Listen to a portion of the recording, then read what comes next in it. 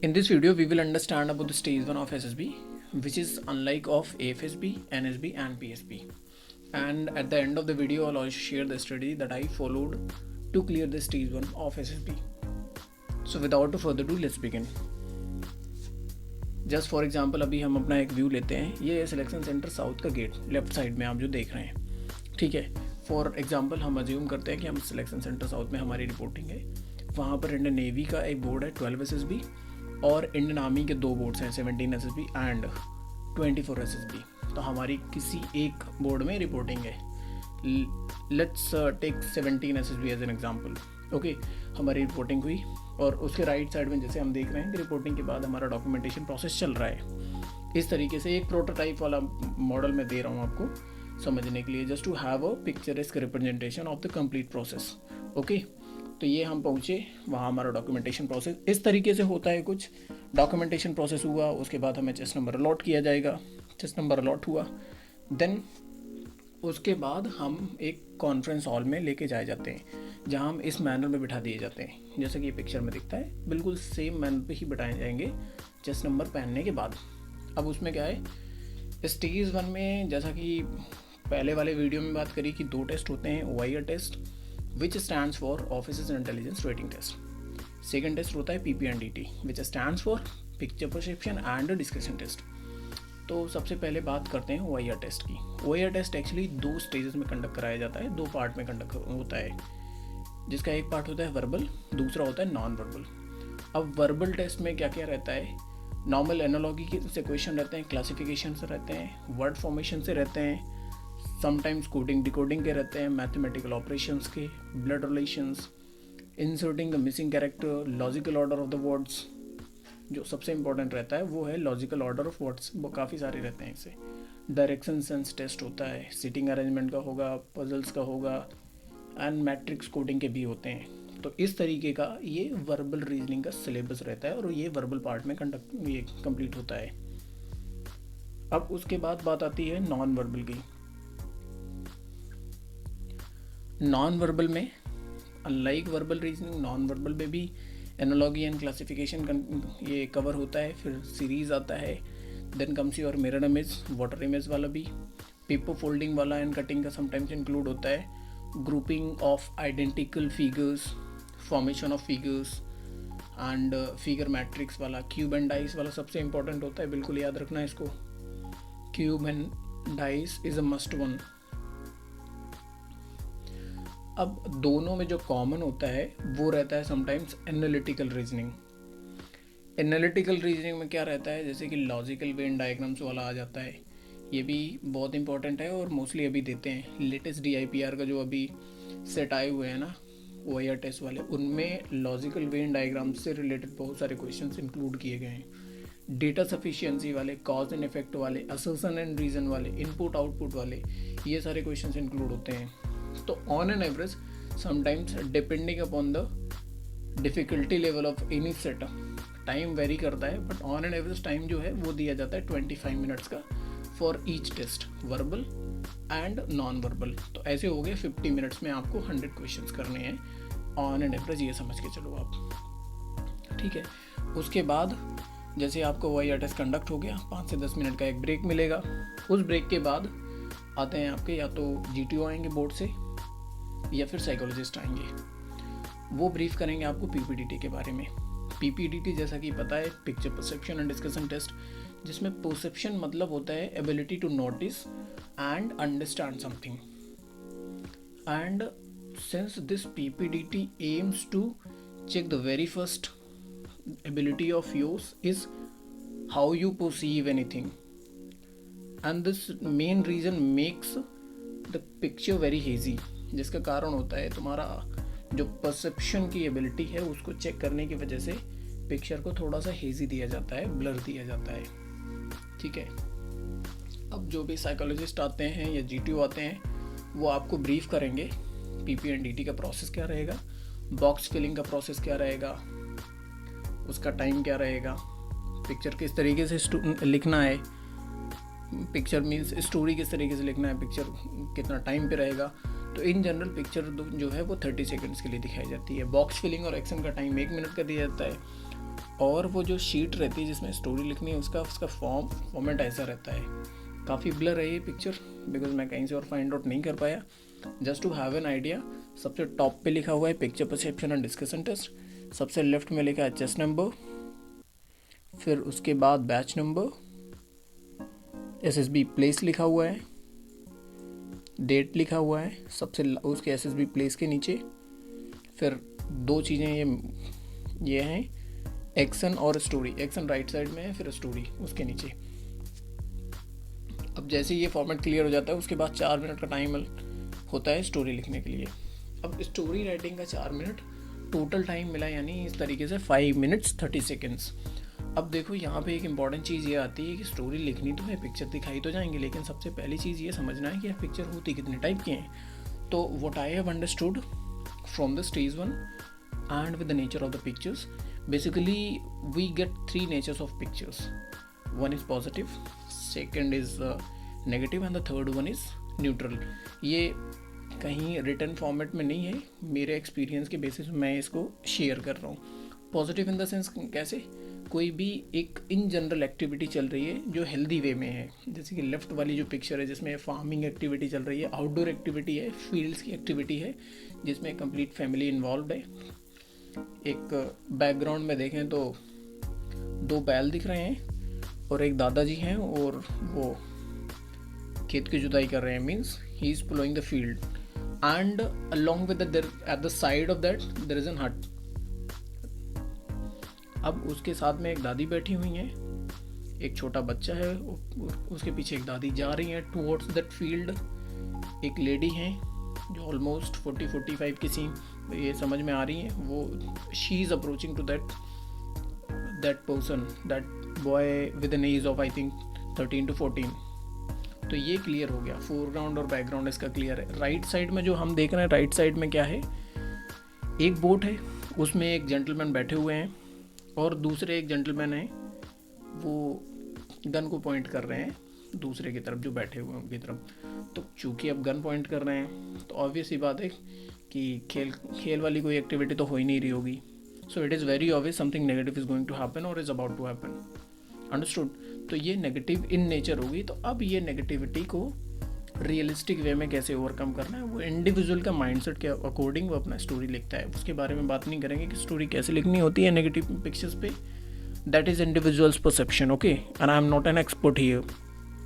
अब neutral picture जो होती है, न्यूट्रल पिक्चर का फॉर्मेट ऐसा रहता है, या तो नेचुरल वेजिटेशन या नेचुरल साइट की पिक्चर दिखा दी जाएगी, या फिर होम का इंटीरियर दिखा दिया जाएगा, या कोई बिल्डिंग दिखा दी जाएगी। इस तरीके की अगर कोई पिक्चर आती है then that picture is considered under the category of neutral pictures.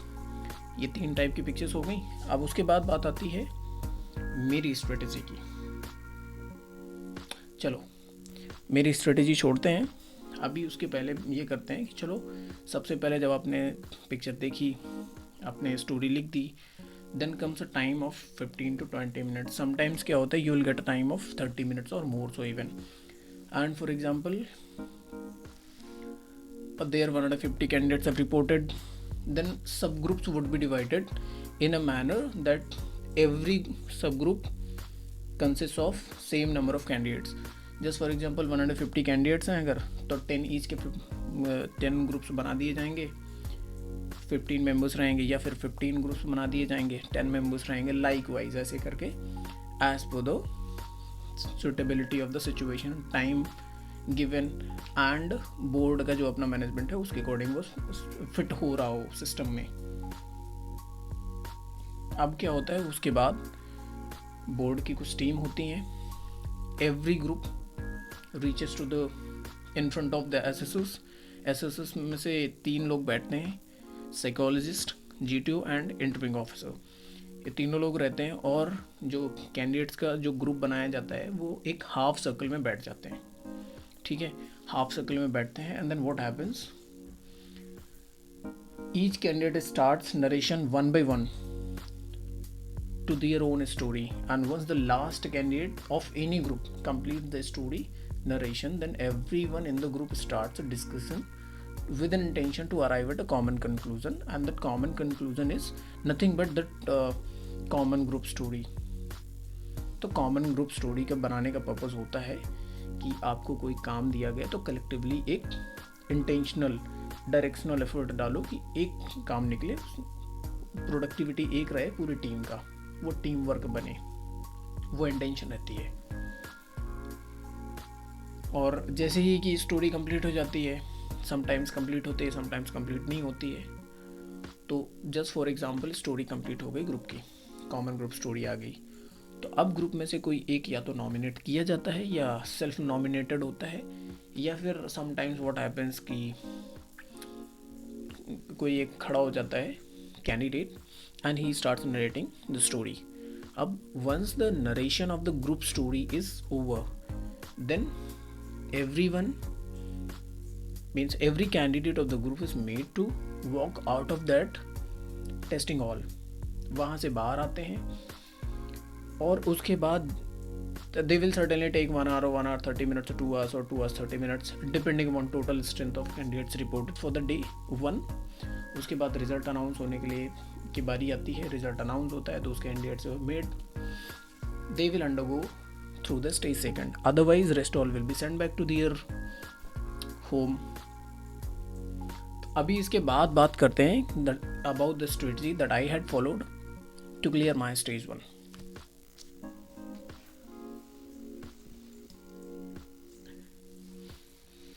So सबसे पहले बात करते हैं the first one and the most important is OIR test।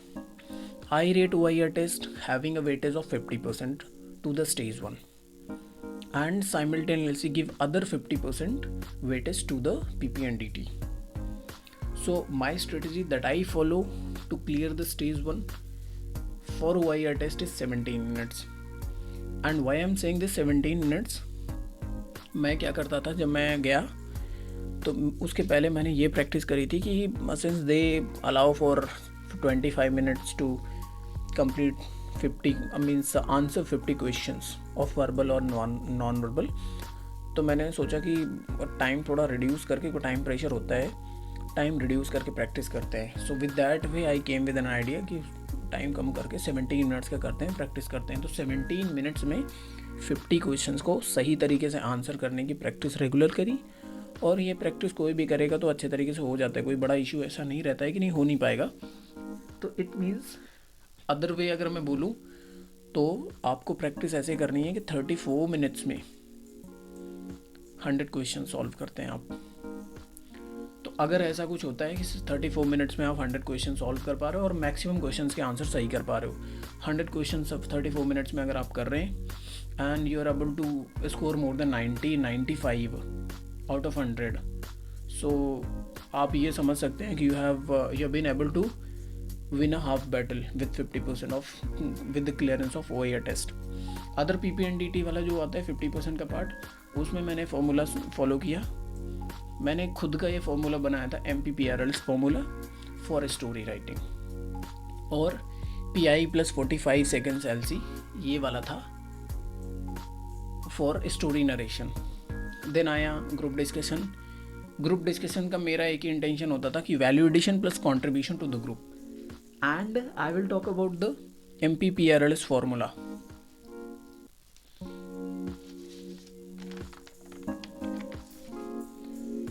MPPRL's formula में जो M है, M stands for maturity।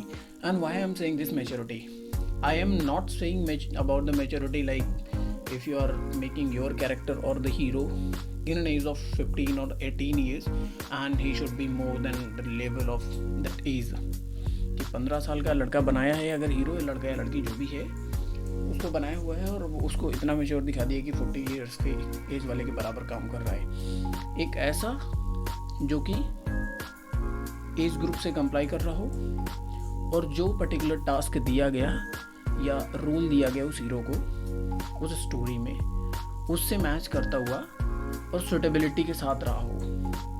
ये मेरा डेफिनेशन था, मैं ऐसे डिफाइन करता था एम को, मेच्योरिटी को इस तरीके से फॉर्मुलेट करता था।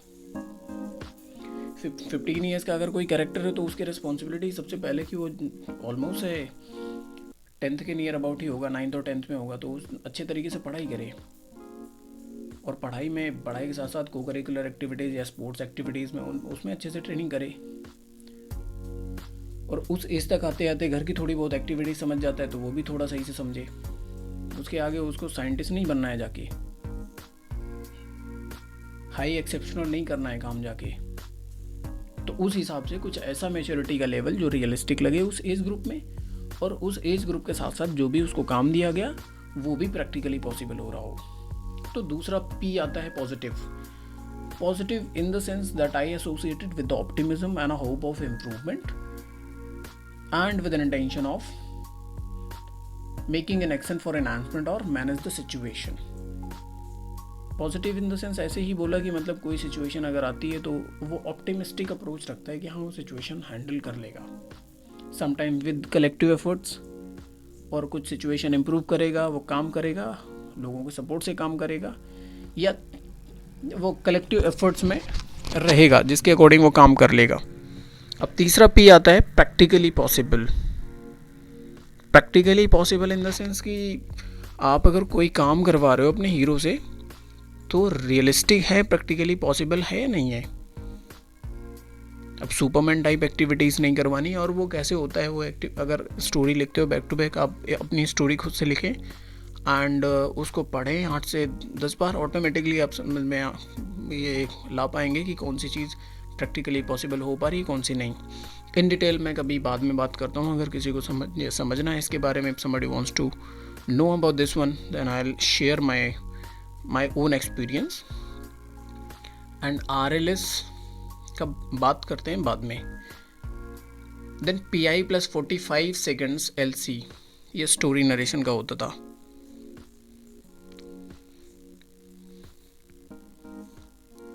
PI + 45 seconds LC। P stands for purpose, I stands for intention, कि कोई भी काम हो रहा है उसका पर्पस क्या है और इंटेंशन क्या है। और 45 सेकेंड्स का बेसिकली ये था कि अब 40 इतना इस तरीके से इस वॉइस मॉड्यूलेशन के साथ आप नरेशन करें कि 45 सेकेंड्स में ऑलमोस्ट आपकी स्टोरी कंप्लीट हो जाए। And LC stands for loud, L loud, C clear, यानी कि आपको पर्पस बताना है, इंटेंशन बताना है और 45 सेकेंड्स में story loud and clear tone में कंप्लीट कर जाना है, ये होता था। एंड फॉर ग्रुप डिस्कशन मैं कभी जंप आउट नहीं करा मैंने, कि मतलब I just have to be the hero and the one individual will narrate the group story, but my intention has always been to add on the values in the group discussion to arrive at a common conclusion. That has always been the intention of the group, to arrive with the group story. And fortunately मैं nominate हुआ हूँ, but वो अलग बात है, मेरा intention नहीं होता था कि मैं नॉमिनेट हूँ ही, बट मेरा टारगेट ये होता था कि ग्रुप का काम हो रहा है उसमें ज़्यादा से ज़्यादा वैल्यू ऐड करें। अब वही सीधी सी बात ऐसी आती है कि जस्ट फॉर एग्जांपल जैसे आज का मैच रहा इंडिया और न्यूजीलैंड का, ठीक है, तो इंडिया और न्यूजीलैंड के मैच में क्या हुआ, सारे बैट्समैन ने अपनी अपनी वैल्यूज़ ऐड करी। सूर्य कुमार यादव का आज का देखा आपने, सूर्य कुमार यादव ने सेंचुरी बनाई। तो जिसने जितनी ज़्यादा वैल्यू ऐड करी उसको उतना ज़्यादा रिकग्निशन, उसका उतना ज़्यादा वेटेज। तो unlike this weightage that given by Surya Kumar Yadav against New Zealand in this game, आपका जो गेम है वो है ग्रुप डिस्कशन वाला, और वो ग्रुप का पर्पस क्या है, ग्रुप स्टोरी पे आना, ना कि अपनी स्टोरी को मनवाना, ना कि अपनी स्टोरी को ही ग्रुप स्टोरी बनवा देना, है ना। तो वही है इंटेंशन कि ग्रुप की स्टोरी बननी चाहिए और उसमें आप कितना वैल्यू ऐड कर पाते हैं, अपने पॉइंट्स कितने अच्छे से दे पाते हैं और कंट्रीब्यूशन ग्रुप में कितना बनता है। जैसे सूर्य कुमार यादव ने वैल्यू ऐड करी अपने सेंचुरी का, और कंट्रीब्यूशन किस में दिया, total score of the team. So this is all about the means group discussion. Group discussion में अपनी वैल्यू ऐड करनी है through the ideas and contribute करना है with an intention to help everyone और to arrive at a common conclusion, that is group story. Means जिम्मेदारी खुद की रखनी है और भागीदारी सबकी रखनी है। So I hope this is quite informative or going to be very informative as the way you understand. And if you want to know about my MPP RLS formula of writing this story, then do ask me in the comment section below. And if you also have any question related to the stage 1 OIR test, box filling, action writing, or want to know about some other parts of stage 1 of SSB, you can ask me directly in the comment section below. I'll be very thankful if you ask this way. Thank you so much. Jai Hind.